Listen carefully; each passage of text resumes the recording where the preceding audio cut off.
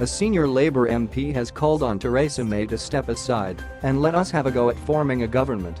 Llanelli MP Nia Griffith, the Shadow Defence Secretary, said Labour had to be ready at any moment to take over. Mrs May is in talks with the Democratic Unionists after the Tories lost their majority in Thursday and APO's election. Wales Office Minister Guido Bebb said the only option on the table was a Conservative government with support from other parties. Labour has suggested it could form a minority administration, but with 262 seats falls far short of the 326 needed for a majority in the House of Commons. Leader Jeremy Corbyn has ruled out striking a deal with other parties. Ms Griffith told BBC Radio Wales, "What we really want to be about is making sure we can try, if we can, to put some of our ideas into practice, and that means being a very united group in Parliament. It means being ready, at any moment, to take over and step into government whenever there might be a chance."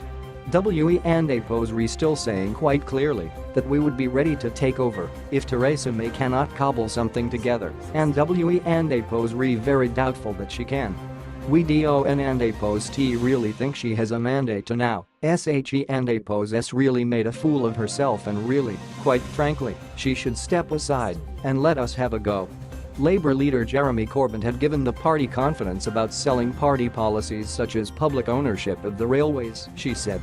On Thursday, Labour won back 3 seats from the Conservatives in Wales, Cardiff North, Gower, and Vale of Clwyd. Ms Griffith said voters had switched to Labour during the election campaign itself. "People have a real sense of community in Wales," she said. "They like Labour ideas like looking after public services, and I think people came together. They saw what Theresa May was offering, which was very empty. ICAN and APO's really call it a manifesto, and they saw her arrogance and almost disdain for people, and they really did not like that." What was interesting was the number of people who made up their minds during the campaign. "We saw things swinging at the very last minute." Last June, Ms Griffith joined the Labour rebellion against Mr Corbyn following the referendum vote for Brexit, resigning as Shadow Welsh Secretary in protest at what